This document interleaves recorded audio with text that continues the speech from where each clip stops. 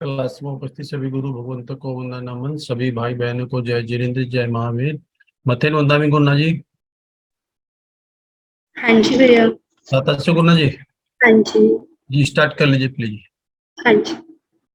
नमो अरिहंताणं नमो सिद्धाणं नमो आयर्याणं नमो उवजायाणं नमो लोये सब साहुणं नमो अरिहंताणं नमो सिद्धाणं नमो आयर्याणं नमो उवजायाणं नमो लोये सब साहुणं नमो अरिहंताणं नमो सिद्धाणं नमो आयर्याणं नमो उवछायाणं नमो लोये सब साहुणं ऐसो पंच नमोकारो सब पावकनाशनो मंगलानं च सवेसिं परमं भवै मंगलम् मंगलानं च सवेसिं परमं भवै मंगलम्। आत्मज्ञानी सद्गुरुदेव ध्यान योगी आचार्य भगवान संघ सेतु संघ रत्नोपाध्याय भगवान उत्तर भारतीय प्रवर्तिनी श्रमणी सूर्या पूज्य होने वाले श्री जी महाराज साहब परम सेवा भावी पूज्य गुणेश उषा जी महाराज साहब के चरणों में वंदन नमन।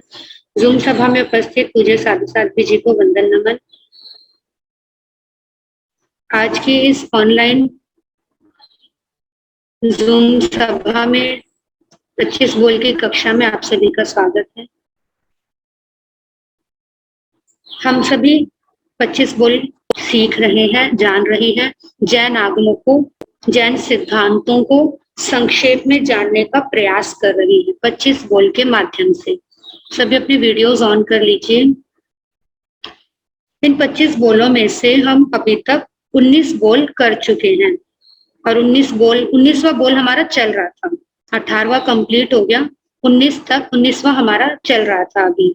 तो 19 बोल तक जितना भी आपने सुना और समझा, उसमें हमने जैन दर्शन के बहुत सारे सिद्धांतों को और बहुत सारी चीजों को संक्षेप में समझ लिया, जैसे गतियां, जातियां, काय, दर्शन, योग, सब चीजें क्या क्या होती है, ज्ञान कितने, उपयोग कितने, इन सारी बातों को हम सबने जाना है।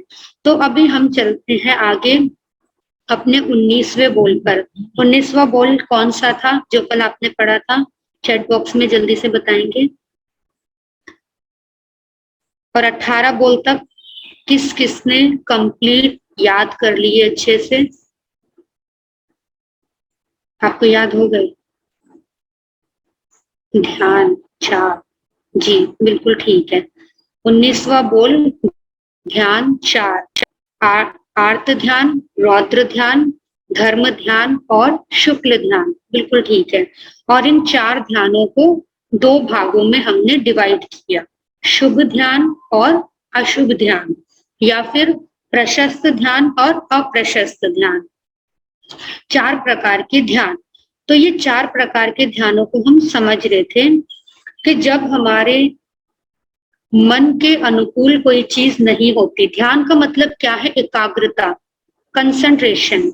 ध्यान यानी कंसंट्रेशन, एकाग्रता। हमारी एकाग्रता किसी भी चीज में हो सकती है। आप सोचेंगे ना कि ध्यान को नेगेटिव क्यों कहा? नेगेटिव हो गया ना, एक तो पॉजिटिव मेडिटेशन है, एक नेगेटिव मेडिटेशन है। शुभ ध्यान और अशुभ ध्यान को आप अपने शब्दों में ऐसे भी समझ सकते हैं, पॉजिटिव मेडिटेशन और नेगेटिव मेडिटेशन।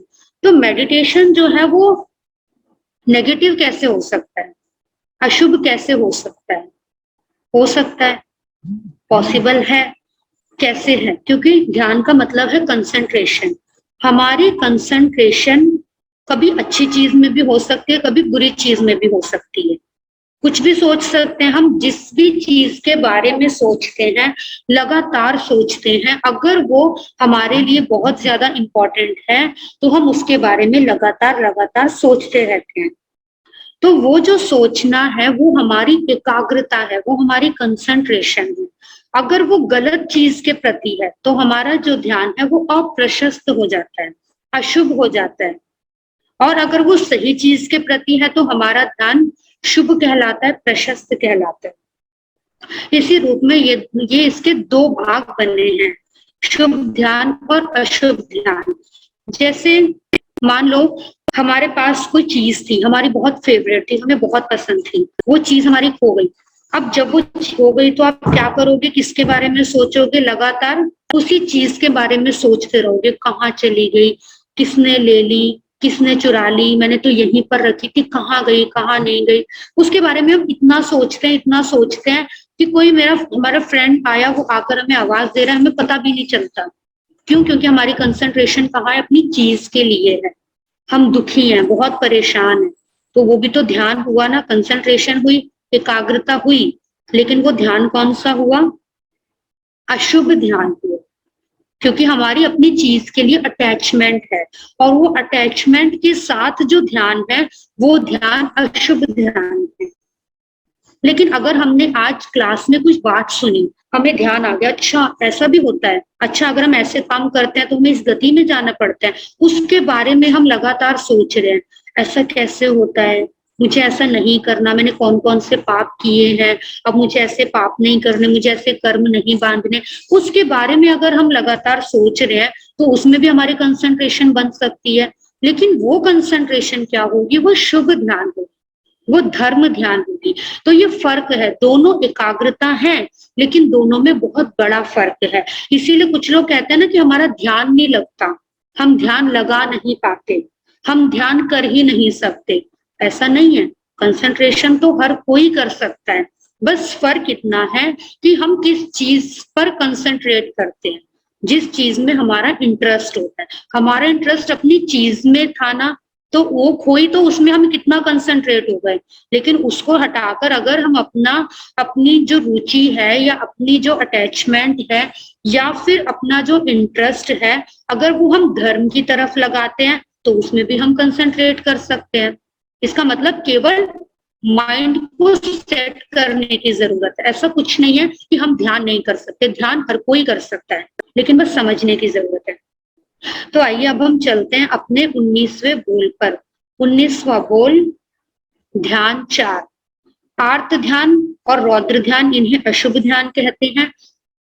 धर्म ध्यान और शुक्ल ध्यान, इन्हें शुभ ध्यान कहते हैं। अब अशुभ ध्यान, इनका लक्षण क्या है, हमें कैसे पता चलेगा कि हमारा इस समय पर, किस समय पर कौन सा ध्यान है, या कौन से काम करते हुए हमारा कौन सा ध्यान होता है? उसके लिए आया, आर्त ध्यान के 4 प्रकार हैं, यानी 4 तरीके से हम आर्त ध्यान करते हैं। दुख के निमित्त या दुख में होने वाला ध्यान आर्त ध्यान है। किसी दुख के कारण से या फिर दुखी होते हुए हम जो ध्यान करते हैं वो आर्त ध्यान कहलाता है। पहला है अनिष्ट वस्तु, अनिष्ट संयोग आर्त ध्यान। अनिष्ट संयोग का मतलब है अनिष्ट, इष्ट मतलब जो हमें प्रिय है, जो हमारा पसंदीदा है। अन मतलब नहीं, यानी जो हमारा पसंदीदा नहीं है, जो हमें अच्छा नहीं लगता, उसका मतलब है अनिष्ट। और संयोग का मतलब है मिलना। इसका मतलब हमें अगर जो मन पसंद नहीं है वो मिल जाए, उसके मिलने से हमें जितनी परेशानी होती है उसका नाम है आर्त ध्यान। हमें कोई इंसान पसंद नहीं है, हम देखना भी नहीं चाहते, और उसके साथ हमें रहना पड़ जाए। कोई जगह हमें पसंद नहीं है, वहां का माहौल पसंद नहीं है, हमें 10 दिन वहां रुकना पड़ जाए, तो कितना परेशान होते, कितना हम कहते हैं ना मूड अपसेट हो गया, हम दुखी हो गए, चिंता कितनी हो रही है। तो उस सब का नाम है आर्त ध्यान। अमनोज्ञ वस्तु का संयोग होने पर दुख से व्याकुल आत्मा उसे दूर करने के लिए जो सतत चिंतन करता है, ये चीज चली जाए, इंसान मैं इससे छूट जाऊं, ये जितना भी चिंतन है उसका नाम है अनिष्ट संयोग आर्त ध्यान। दूसरा है इष्ट वियोग आर्त ध्यान। मन पसंद ना हो वो मिल जाए, या फिर जो पसंदीदा हो उसका वियोग हो जाए, वो हमसे छूट जाए। जैसे अभी हमने कहा था ना, हमारी फेवरेट चीज गुम हो गई, हमारा कोई प्रिय था, हमारा कोई रिलेटिव था, हमारा कोई बहुत सगा था, हमें जो बहुत पसंद था, ऐसा इंसान कहीं दूर चला जाए हमसे, तो उसको पाने के लिए वापस या उसके जाने से दुखी होते हुए हम जितना भी चिंतन करते हैं या चिंता करते हैं, वो सब इष्ट वियोग आर्त ध्यान है। तीसरा है रोग चिंता। हमारे शरीर में कोई रोग आ गया, कोई बीमारी आ गई, उस बीमारी को लेकर हम सोचे जा रहे हैं, भाई ये हो गया, कैसे हो गया, मैं कैसे बचूं, अब क्या होगा, अब मेरा क्या होगा, अब परिवार का क्या होगा। मतलब हम जितना भी उसके बारे में सोच रहे, बीमारी तो आ गई, सोचने से तो वो कुछ होगी नहीं। सोचने से अगर खत्म हो जाए बीमारी तो सारी दुनिया सोच ले, लेकिन फिर भी हम कितना सोचते हैं उसके बारे में, कितने परेशान होते हैं। उसका नाम है रोग की चिंता, आर्त ध्यान। उसके बदले में अगर आप पॉजिटिव वाइब्स देते हैं, सकारात्मक ऊर्जा ऊर्जा देते हैं, उसके बारे में अच्छा सोचते हैं कि अच्छा होगा, जो होगा अच्छा होगा, उसे शुभ भाव देते हैं उस बीमारी को, तो वो बहुत जल्दी ठीक होती है। लेकिन अगर आप उसके बारे में बार बार उल्टा सीधा सोचते रहते हैं, तो वो बीमारी कभी भी जल्दी ठीक नहीं हो सकती। क्योंकि हम जितना अच्छा सोचेंगे, हमारे उतने ही कर्मों का बंध कम होगा, तो हमारी जो बीमारी है वो नेचुरली ठीक हो जाएगी। लेकिन अगर हम गलत गलत सोचते रहेंगे, आर्त ध्यान करते रहेंगे, तो हमारे कर्मों का बंध भी बढ़ता रहेगा और हमारी बीमारी भी बढ़ती जाएगी। इसीलिए बिल्कुल साइंटिफिकली लॉजिक है कि कभी भी जो बीमारी में या किसी भी परेशानी में जितना ज्यादा दुखी होगा, उसकी परेशानी उतने लंबे समय तक रहेगी। तो यह तीसरा रोग चिंता, शारीरिक या मानसिक पीड़ा होने पर उसके निवारण की व्याकुलता पूर्वक चिंता करना। और चौथा है निदान आर्त ध्यान, भोगों की लालसा की उत्कटता के कारण अप्राप्त वस्तु को प्राप्त करने का तीव्र संकल्प करना। हमें कुछ हम चाहते हैं, हमारे साथ ऐसा हो जाए, हमें वो मिल जाए, उसके लिए बार बार हम सोचे जा रहे कैसे उसे पाऊं, कैसे मिले, कैसे ना मिले।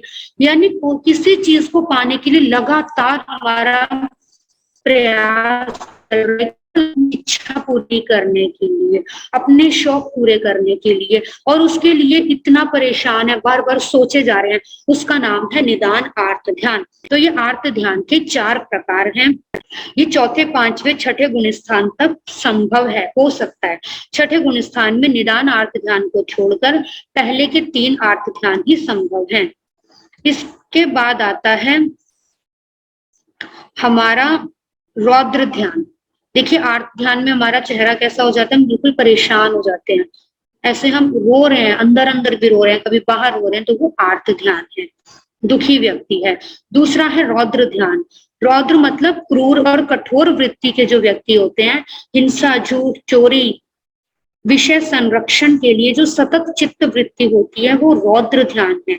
हिंसक विचार, झूठ के विचार, चोरी के विचार, या किसी इंद्रिय विषय को प्राप्त करने के लिए लगातार उसके बारे में चिंता करते रौद्र ध्यान है। पर रौद्र ध्यान में ये फर्क होता है कि वो हिंसक भावों में आ जाता है, उसके अंदर क्रूरता आ जाती है, कठोरता आ जाती है। आर्त ध्यान में जरूरी नहीं है कि क्रूरता आए, कोई हिंसा का भाव आए, लेकिन जैसे ही हिंसा का भाव आएगा तो वो रौद्र ध्यान बन जाएगा।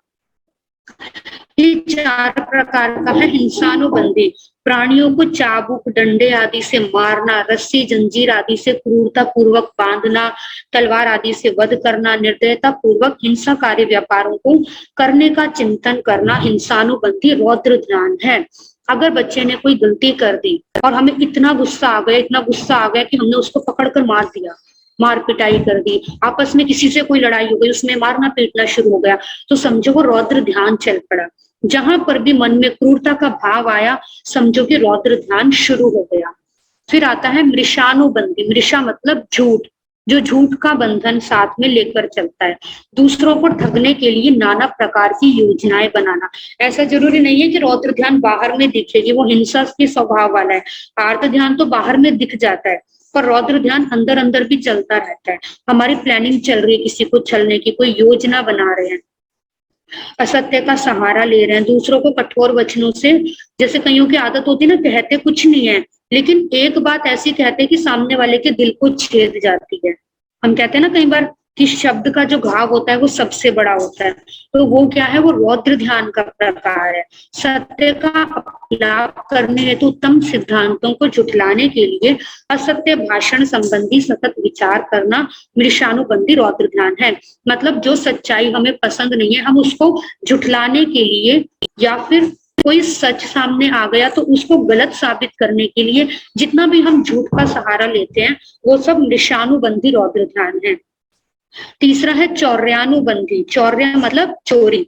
तीव्र लोभ के वशीभूत होकर किसी की वस्तु चुराने या लूटने का सतत चिंतन चौर्यानुबंधी रौद्र ध्यान है, जिसमें चोरी की भावना आ जाए। और चौथा है संरक्षणानुबंधी रौद्र ध्यान।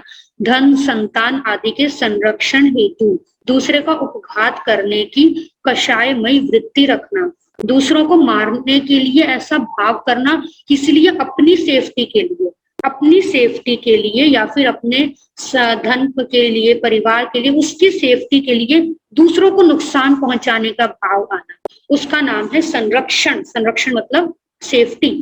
संरक्षण अनुबंधी रौद्र ध्यान। रौद्र का अर्थ होता है भयानक। इसका बाहर का लक्षण अगर बाहर में दिखेगा तो आंखें लाल हो जाएंगी, स्वभाव में तीखापन आ जाएगा, पैरों में, वाणी में अविवेक की स्थिति। जैसा होता है ना, कई बार गुस्सा आता है तो पूरी बॉडी वाइब्रेट करने लगती है, हाथ पैर कांपने लग जाते हैं, तो वो रौद्र ध्यान का रूप है। कषायों का अत्यंत प्रबल हो जाना।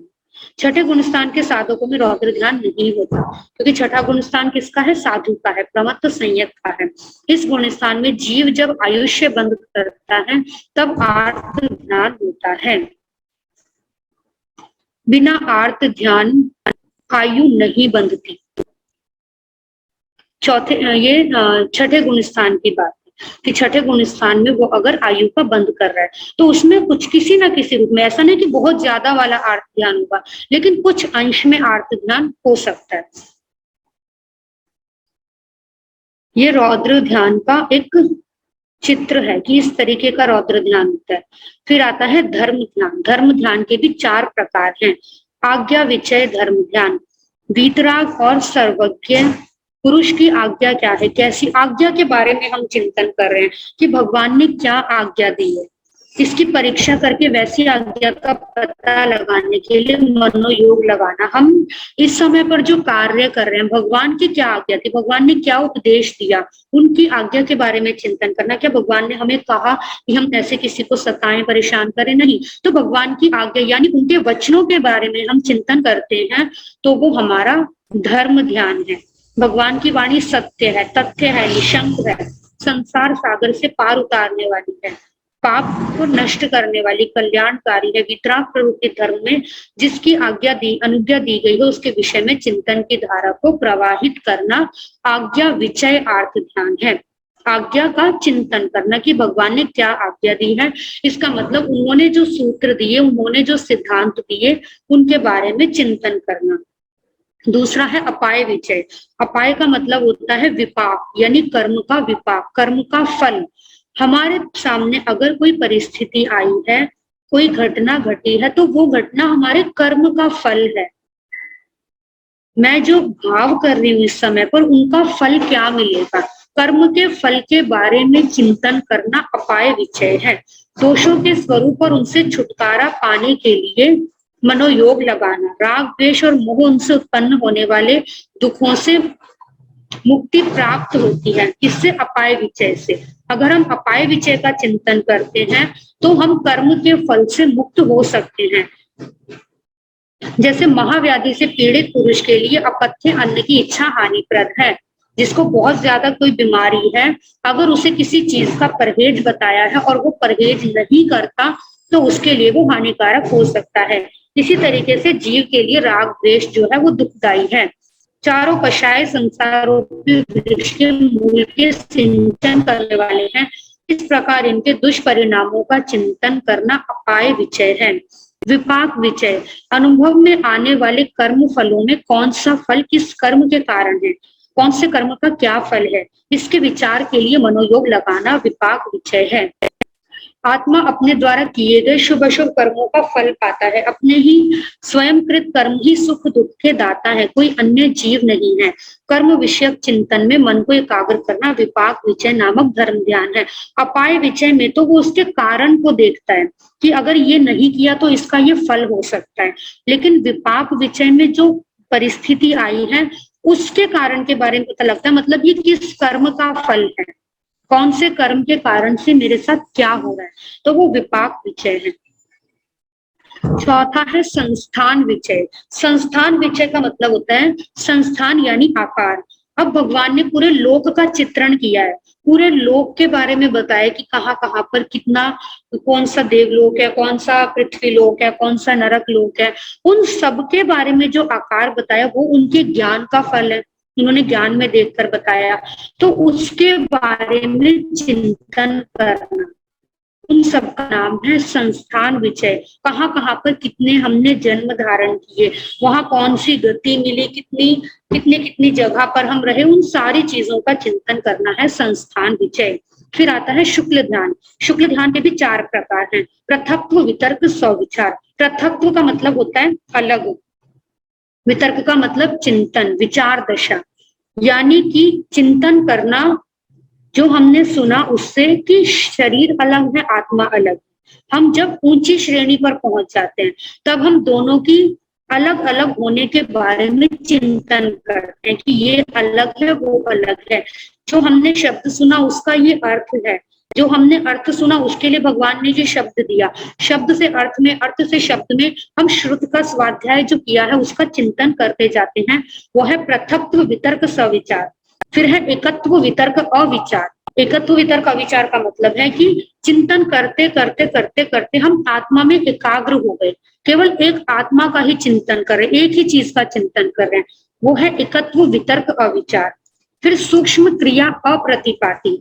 जब हम 13वें गुण स्थान में आगे बढ़ते हैं उस समय हमारी सूक्ष्म क्रिया रह जाती है, क्योंकि उस समय पर क्या होता है, हमारे योग धीरे धीरे कम होते जाते हैं और एक समय वो समयवर्ती कर्म का बंद होता है, यानी हमारी क्रिया सूक्ष्म क्रिया हो जाती है, जिसे क्रियापथी की क्रिया भी कहते हैं। मन वचन काया की कोई ज्यादा हलचल नहीं रहती, वह सूक्ष्म क्रिया प्रतिपाती, क्योंकि शुक्ल ध्यान 13वें गुण स्थान तक पहुंच जाते हैं। और फिर समुच्छिन्न क्रिया, अनिवृत्ति, यानी हम हर प्रकार की क्रिया से पूरी तरह से निवृत्त हो जाते हैं और 14वें गुण स्थान में पहुंच जाते हैं। त्याग, व्रत, प्रत्याख्यान आदि भगवान द्वारा बताए गए धर्म में रुचि, शास्त्र सत्संग में रुचि होना धर्म ध्यान का लक्षण है। 4 से 7वें गुण स्थान तक आत्मा प्रायः धर्म ध्यान के आनंद में रहती है। धर्म ध्यान का ही सार शुक्ल ध्यान है। 7वें गुण स्थान से ऊपर शुक्ल ध्यान होता है। केवल ज्ञान होने पर शुक्ल ध्यान अविच्छिन्न बना रहता है, हमेशा शुक्ल ध्यान ही रहता है। ये शुक्ल ध्यान का रूप है, धर्म ध्यान, शुक्ल ध्यान। ये है 4 प्रकार के ध्यान। उसके बाद आता है 20वां बोल। 4 ध्यान के बाद 20वां बोल, 19वें बोल के बाद 20वां बोल षट द्रव्य। षट द्रव्य, षट द्रव्य क्या है? षट द्रव्य का मतलब 6 द्रव्य। ये थोड़ा सा टिपिकल है, थोड़ा सा इसको गहराई से समझना पड़ेगा। देखिए, हमने द्रव्य के बारे में समझा था, 6 द्रव्यों के बारे में, जब हमने अजीव के बारे में समझा था, 9 तत्व, 14वें, इन के बारे में थोड़ा थोड़ा हमने समझा था। अब ये 6 तरीके के द्रव्य हैं। आपने कई बार सुना होगा, हम कहते हैं कि हमने द्रव्यों की मर्यादा कर रखी है। कुछ लोग जो करते होंगे द्रव्यों की मर्यादा, उन्हें पता होगा कि एक दिन में हमें 25 द्रव्य लगाने हैं, 20 द्रव्य लगाने हैं, 50 द्रव्य लगाने हैं, कोई कितने भी द्रव्य रख सकता है, वो द्रव्यों की मर्यादा करते हैं।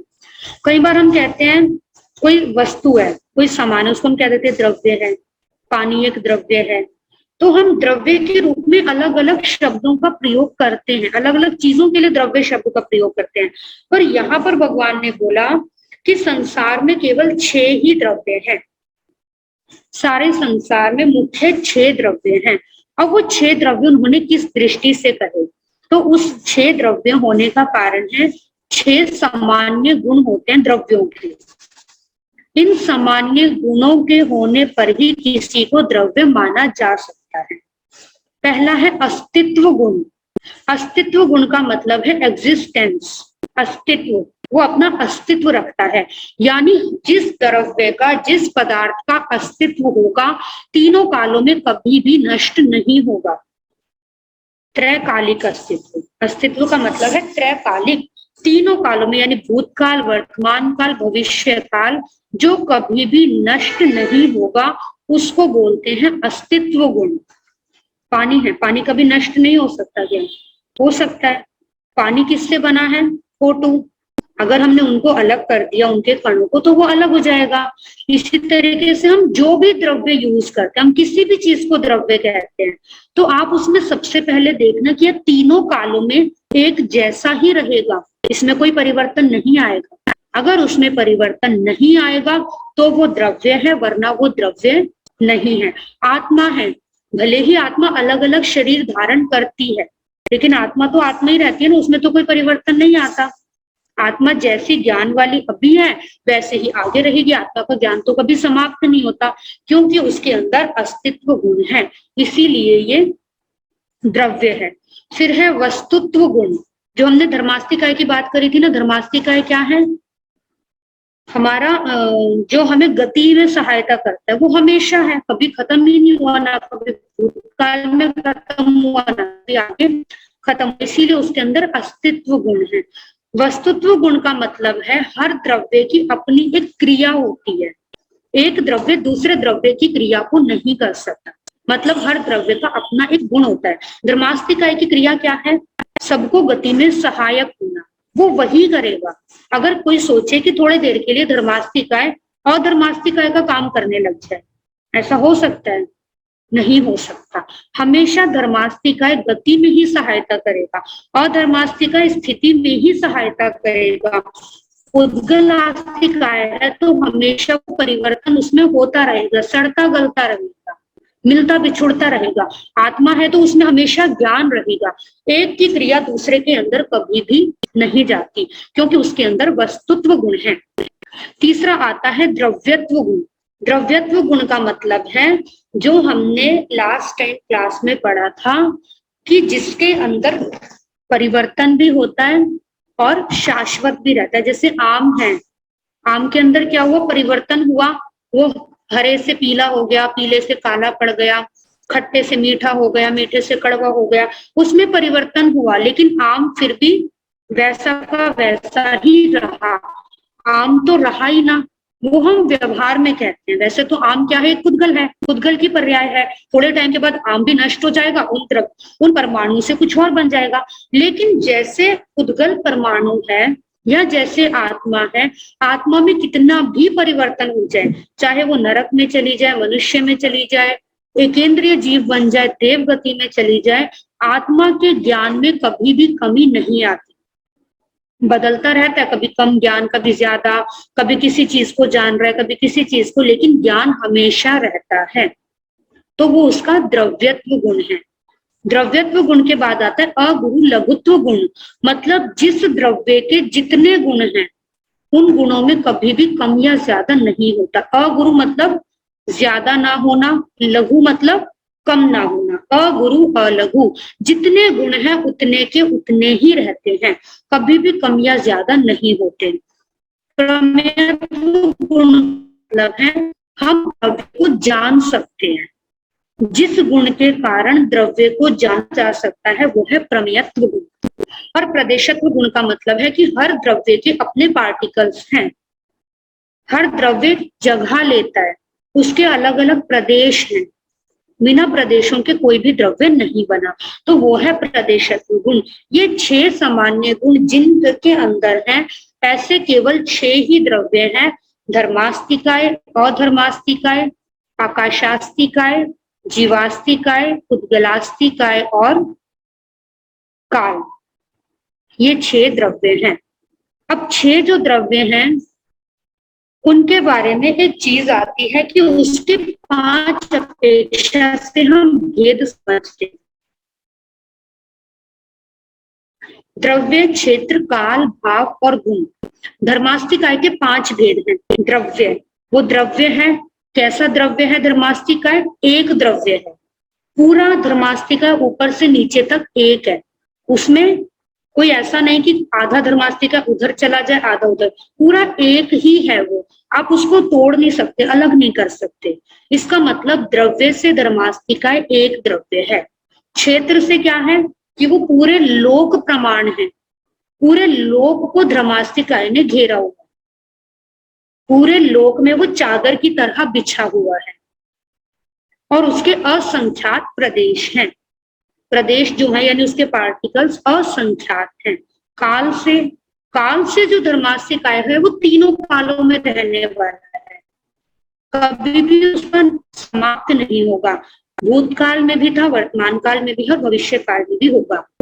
भाव से कैसा है वो, उसके अंदर ना वर्ण है, ना गंध है, ना रस है, ना ही स्पर्श है। वो अमूर्त है। अमूर्त का मतलब होता है जिसे हम इंद्रियों से नहीं जान सकते, वो होता है अमूर्त। तो धर्मास्तिकाय भाव से अमूर्त है, उसे इंद्रियों से जाना नहीं जा सकता। और गुण से वो गति हेतुत्व गुण वाला है। धर्मास्तिकाय का गुण क्या है? गति हेतुत्व, यानी गति देना, जीव और पुद्गल को चलने फिरने में सहायता करना। अगर धर्मास्तिकाय ना हो तो हम हिलडुल नहीं सकते। ये धर्मास्तिकाय के 5 भेद हैं। थोड़ा सा ये मुश्किल है, थोड़ा सा बोरिंग भी है, लेकिन बस इसको हमें एक समझना है कि ये चीज क्या है, कितनी इंपॉर्टेंट चीज है ये, जो हमें हेल्पफुल है, लेकिन हमें उसके बारे में कुछ पता ही नहीं है कि ऐसा भी कुछ है जो हमें हेल्प कर रहा है। जब हमें पता होगा कि कोई हमारी हेल्प कर रहा है, तभी तो हम उसके लिए उपकार मानेंगे ना, तभी तो हमें पता चलेगा कि हाँ हमें इसका आभार मानना चाहिए, उपकार मानना चाहिए। तो ये तो इतने टाइम से, जन्मों जन्मों से हमारी हेल्प कर रहे हैं, इसीलिए हमें इसके बारे में जानना जरूरी है। ठीक है ना? तो धर्मास्तिकाय जैसे है, द्रव्य से एक, क्षेत्र से पूरा लोक प्रमाण, काल से अनादि अनंत। अनादि मतलब जिसकी स्टार्टिंग नहीं है, अनंत मतलब जिसका एंड नहीं है, विदाउट स्टार्ट विदाउट एंड, वो है अनादि अनंत। भाव से अमूर्त है और गुण से गति हेतुत्व गुण वाला है। इसी तरीके से सेम अधर्मास्तिकाय है। जैसा धर्मास्ति है वैसा ही अधर्मास्ति है। अधर्मास्तिकाय का मतलब भी क्या है? द्रव्य से वो पूरा एक है, पूरी चादर की तरह लोक पे बिछा हुआ है। क्षेत्र से वो भी पूरा लोक प्रमाण है। काल से ये भी अनादि अनंत है। भाव से अमूर्त है, केवल इसमें गुण अलग है। गुण कौन सा हुआ? स्थिति हेतुत्व, यानी मोशन, वो रेस्ट। मोशन धर्मास्तिकाय का गुण है और रेस्ट अधर्मास्तिकाय का गुण है, रुकने में सहायता करना। स्थिति हेतुत्व, स्थिर होने में हेल्प करना। ठीक है। फिर है आकाशास्तिकाय। आकाशास्तिकाय भी द्रव्य से एक है, पूरा आकाश एक ही है। क्षेत्र से इसमें डिफरेंट है, लोक के बाहर भी है आकाशास्तिकाय। लोका लोक प्रमाण, लोक में भी है और अलोक में भी है। लोक अलोक, लोका लोक प्रमाण। भाव से ये भी अमूर्त है और गुण से इसका गुण है अवगाहना हेतुत्व, यानी स्पेस देना, जगह देना, अवगाहना देना, स्थान देना। ये आकाशास्तिकाय का गुण है। तो धर्मास्ति से अधर्मास्तिकाय में केवल गुण चेंज हुआ, आकाश में 2 चीजें चेंज हो गई, गुण भी चेंज हुआ और क्षेत्र भी चेंज हो गया। लोक और अलोक दोनों जगह होता है। केवल एक आकाश ही ऐसा द्रव्य है जो कि लोक के बाहर भी है, वरना लोक के बाहर और कुछ नहीं है, पूरी खाली जगह है। ठीक है। फिर आता है काल के 5 भेद। काल द्रव्य से क्या है? एक है, अनंत है। काल अनंत है, एक काल नहीं है। भूतकाल में भी अनंत काल बीत चुका, वर्तमान में भी अनंत बीत चुका, भविष्य में भी अनंत काल बीतेगा। तो काल द्रव्य से अनंत है। क्षेत्र से क्या है? कितने प्रमाण है? लोक प्रमाण। क्षेत्र से काल केवल 2.5 द्वीप प्रमाण है। 2.5 द्वीप का मतलब 2.5 द्वीप, यानी जहां तक मनुष्य रहते हैं बस उतनी जगह काल होता है। हम काउंटिंग कैसे, काल की काउंटिंग कौन करता है? टाइम कौन गिनता है? हम गिनते हैं ना। हमें पता है कि कितना टाइम हो गया। क्या आपके पेट एनिमल को पता है कितना टाइम हो गया? नहीं पता ना। उसे पता है कि मेरी इतनी एज हो गई, हमें पता है। हम बताएंगे कि इसकी इतनी एज हो गई, हम बताएंगे कि इसका ये टाइम हो गया। मतलब टाइम जो है वो केवल इंसान ही गिन सकता है, ना त्रियंच गिन सकता, ना ही देवता गिन सकते और ना ही नरक नारकी गिन सकते। केवल मनुष्य ऐसा है जो समय की गणना करता है, टाइम को काउंट करता है। इसीलिए काल को केवल मनुष्य क्षेत्र तक ही बोला, यानी 2.5 द्वीप प्रमाण, 2.5 द्वीप तक ही काल द्रव्य होता है। फिर है काल, काल से अनादि और अनंत। अनादि से है, अनंत काल तक रहेगा। भाव से अमूर्त, काल भी अमूर्त है, वो भी हमें दिखाई नहीं दे सकता। और गुण से काल का मतलब है वर्तना गुण। वर्तना का मतलब चेंजेस, परिवर्तन। काल बीतता जाता है ना, टाइम जो है वो बीतता जाता है। हमें कैसे पता चलता है कि अभी तो हम छोटे बच्चे थे, अब हम बड़े हो गए, अभी तो सुबह हो रही थी, अब दिन हो गई, अब रात हो गई, कैसे हमें पता चलता है?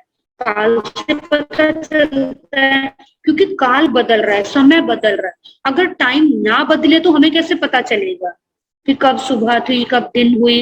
अब 3:30 बज गए, क्लास का टाइम हो गया, आज सैटरडे है, आज क्लास की छुट्टी है। हमें कैसे पता चलेगा? हमें काल से पता चलता है, वो है वर्तना गुण। फिर जीवास्तिकाय के भी 5 भेद हैं।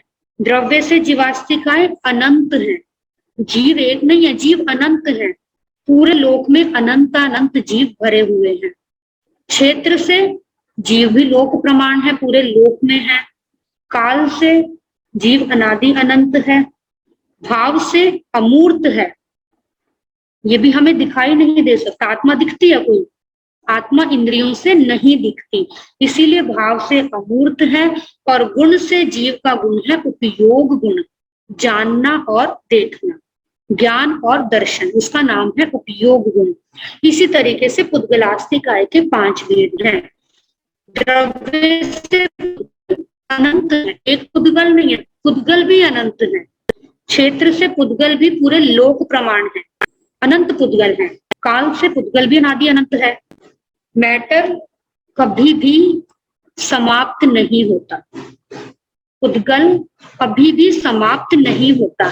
आप सोचेंगे कि कोई चीज है वो तो खत्म हो जाती है, चलो आत्मा तो कभी मरती नहीं है, शरीर तो खत्म हो सकता है ना। जैसे बॉडी है हमारी, जिसकी किसी की डेथ हो गई तो उसकी बॉडी को हम क्या कर देते हैं? जला देते हैं, तो खत्म, बॉडी तो खत्म हो गई, तो पुद्गल खत्म हो गया। फिर हमने पुद्गल को अनादि अनंत क्यों बोला? क्वेश्चन हो सकता है ना, आपके माइंड में नहीं आया ये क्वेश्चन कि पुद्गल अनादि अनंत कैसे है? क्योंकि जो मूल जो पुद्गल है ना, वो कभी खत्म नहीं होता। बॉडी जला दी, जलाने के बाद क्या वो बिल्कुल खत्म हो गई? कुछ तो बचा ना उसमें से, क्या बचा? राख बची। तो पुद्गल जो था, यानी शरीर जो था, उसने एक अपना रूप चेंज कर लिया, अब वो राख के रूप में आ गई, राख के रूप में बदल गई। अब राख को पानी में बहा दिया, पानी में बहाने के बाद उसने पानी का ही रूप धारण कर लिया। जैसे हम क्या करते हैं, आजकल तो बहुत चल रहा है ना, आप लोगों को पता भी होगा, हम वेस्ट मटेरियल को यूज करते हैं ना। तो वेस्ट मटेरियल जिसने फेंका उसके लिए तो वो वेस्ट हो गया, लेकिन उससे हम कितनी नई चीज बना सकते हैं। हम कहते हैं ना, बॉटल्स हैं, उनको हमें ऐसे नहीं फेंकना चाहिए, उसे रीयूज कर सकते हैं। रीयूज होगा तो रीयूज करते करते वो पता नहीं कब से कहां से वो क्या रूप ले ले, हमें पता भी नहीं चलता। अगर हमारे सामने कोई ऐसी चीज हो जो कि वेस्ट मटेरियल से बनाई गई है, तो हम पहचान भी नहीं पाते कि ये पहले क्या थी। इसका मतलब उसमें चेंजेस होते हैं, लेकिन वो कभी भी खत्म नहीं होता, इसीलिए उसको बोला अनादि अनंत। भाव से मूर्त है, पुद्गल हमें दिख सकता है। 5 द्रव्य हमने करे थे अमूर्त, इंद्रियों से नहीं देख सकते हम, लेकिन पुद्गल जो है वो मूर्त है, पुद्गल को इंद्रियों से जाना जा सकता है। हम जान रहे हैं ना, जितनी भी हमें चीजें दिख रही हैं संसार में, हम सब इंद्रियों से देख रहे हैं, तो वो मूर्त है। और गुण से जो पुद्गल है वो है ग्रहण गुण वाला। ग्रहण गुण का मतलब है एक जो पुद्गल है वो दूसरे पुद्गल को ग्रहण करता है, उससे नई चीज बन जाती है, आपस में वो मिलते रहते हैं, बिछुड़ते रहते हैं, और उससे नई नई चीजें हम बना सकते हैं। तो ये 20वें बोल में षट द्रव्यों के 30 भेद आते हैं। मोटा मोटा तो आपको समझ में आ गया हो, बहुत ज्यादा डीप में जाएंगे तो बहुत टाइम लग जाएगा, लेकिन मोटा मोटा सिर्फ इतना है कि धर्मास्ति, अधर्मास्ति, आकाशास्ति, काल, जीवास्ति और पुद्गलास्ति, ये 6 के 6 द्रव्य अनादि काल से हैं, अनंत काल तक रहने वाले हैं। इनमें 5 द्रव्य अमूर्त हैं जो हमें दिखाई नहीं देते, लेकिन फिर भी हमारी हेल्प करते हैं। पुद्गलास्ति का मूर्त है, ये भी हमारी हेल्प करता है। पुद्गल को हम कहते हैं ये खत्म होने वाला है, नष्ट होने वाला है, लेकिन एक्चुअल में वो भी नष्ट नहीं होता, उसके अंदर चेंजेस होते हैं। जैसे मिट्टी से कभी आप घड़ा बना लो या फिर आप उसका कोई और बर्तन बना लो, कुछ भी बना लो, मिट्टी खत्म नहीं होगी।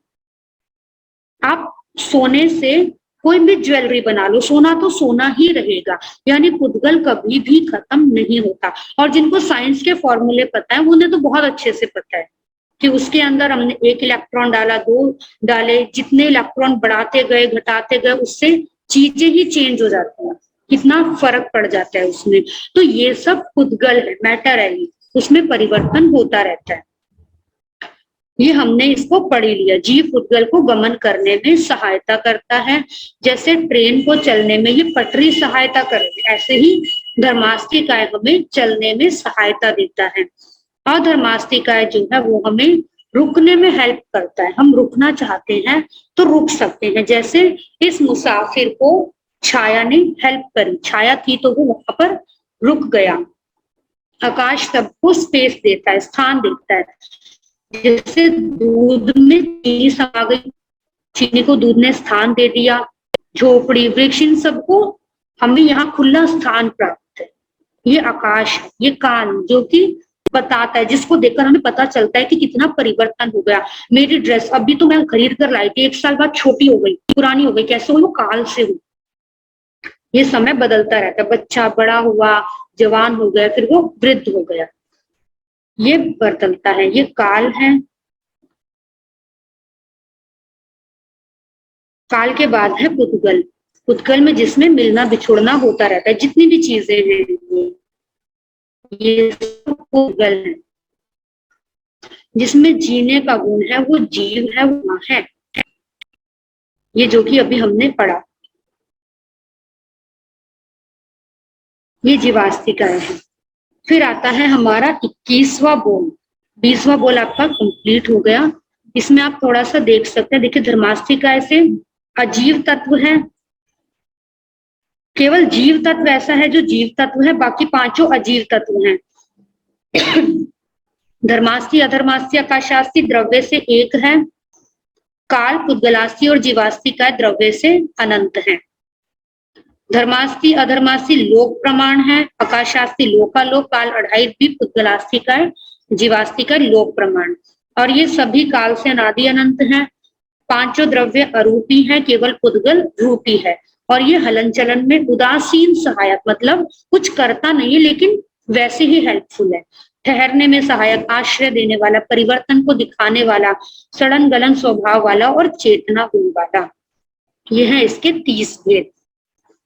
अब आई हमारी जीव राशि और अजीव राशि। 21वां बोल, 2 प्रकार की राशियां।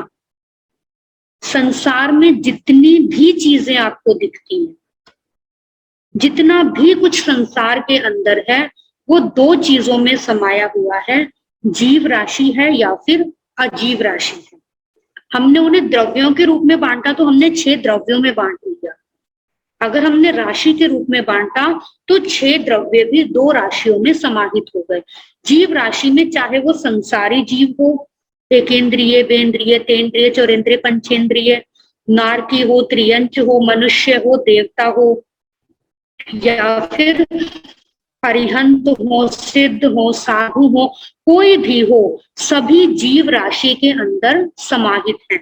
अव्यवहार राशि के निगोद के जीव से लेकर सिद्ध जीव तक जितने भी जीव हैं वो सब जीव राशि में आते हैं। और इनको अगर हम काउंटिंग करते हैं तो उनके 563 भेद बन जाते हैं, लेकिन वो डीप डीप में और जाते जाओ तो। और उसके अलावा जितने भी हैं वो सभी अजीव राशि है। अजीव राशि में आपका धर्मास्तिकाय भी आ गया, अधर्मास्तिकाय भी आ गया, काल भी आ गया, आकाशास्तिकाय भी आ गया और पुद्गलास्तिकाय भी आ गया। 5 प्रकार के जो द्रव्य हैं जीव को छोड़कर वो सभी हमारे अजीव राशि में आ जाते हैं। और वो कुल 560 भेद अजीव राशि के बनते हैं। तो अगर हम इनको काउंट करेंगे तो काफी लंबी काउंटिंग है। देखो अगर मोटा मोटा आप देख लें तो नारकी जीव हैं, जैसे नारकियों का हमने पर्याप्त और अपर्याप्त ले लिया। नारकी पर्याप्त भी होते हैं और अपर्याप्त भी होते हैं, जब तक उनकी पर्याप्ति पूरी नहीं हुई तो वो अपर्याप्त हुए, तो उनके भेद बन गए 14। 7 नारकी और उनके 7 नरकों के डबल कर दिए तो 14 भेद बन गए। फिर त्रियंच में हमने 3 भागों में बांट लिया, स्थावर, एक इंद्रिय से एकेंद्रिय आ गए सारे, विकलेंद्रिय में बेंद्रिय, केंद्रीय, चौरेंद्रिय आ गए, और पंचेंद्रिय में सभी तरीके के आ गए। स्थावर जीव जो है वो 11 तरीके के हैं, 11 को पर्याप्त अपर्याप्त करोगे तो 22 बन जाएंगे।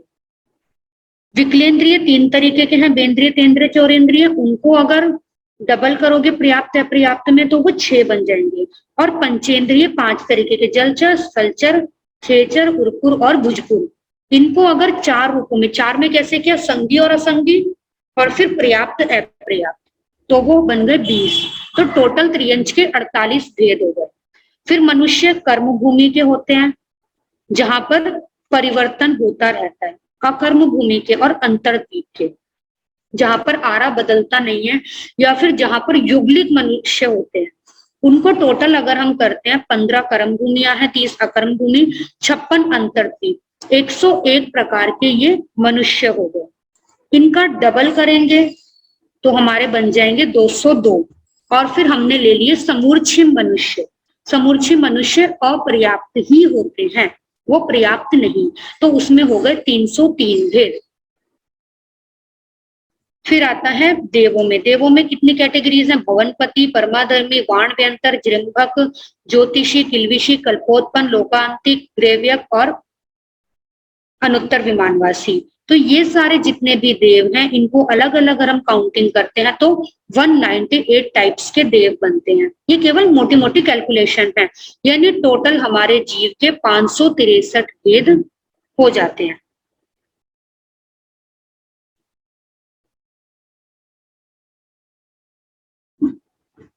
फिर है अजीव का। अजीव के 560 कैसे बने? अजीव राशि के 3 धर्मास्थी, 3 अधर्मास्थी, 3 आकाशास्थी। ये आपको पता ही चल गया, स्कंद देश प्रदेश जो हमने पहले पढ़े थे। और एक काल हो गए 10। धर्मास्थी काय के 5 भेद किए, 3 इनके सबके 5-5 भेद किए, 20 चारों के। और फिर पुद्गल के एक के भेद किए अलग से, तो टोटल 246 हो गए। 284, इनको सबको काउंट करते हैं तो 530 भेद बन जाते हैं। क्योंकि हम इसको बहुत डीप में जाएंगे ना तो आपको क्लियर नहीं होगा, इसीलिए उनका कोई फायदा नहीं है। केवल आप इतना समझ लो कि 21वें बोल में अजीव राशि के अंदर हमारे 560 भेद बनते हैं, और जीव राशि के बनते हैं 563 भेद। केवल हमें मूल रूप से इतना समझना है कि संसार में 2 प्रकार की राशियां हैं, जीव राशि है और अजीव राशि है। हम जीव राशि में हैं, लेकिन अजीव राशि का हमारे ऊपर उपकार है, और उस उपकार के कारण से हमारा जीवन चलता रहता है। ठीक है, तो 21 बोल तक हमारा हो चुका है। आगे के बोल हम अगली क्लास में लेंगे।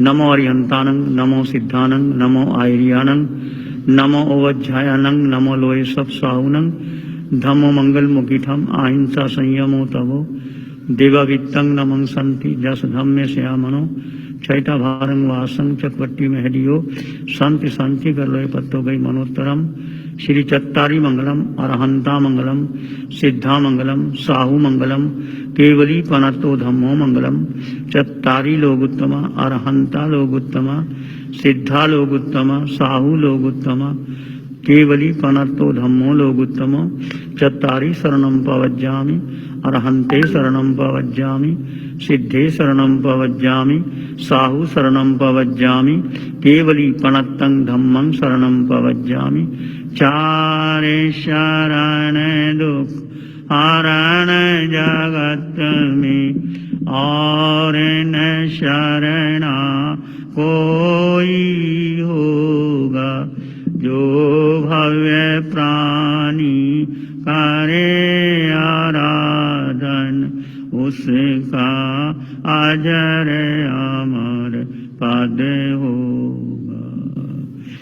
खूब खूब मंगल हो।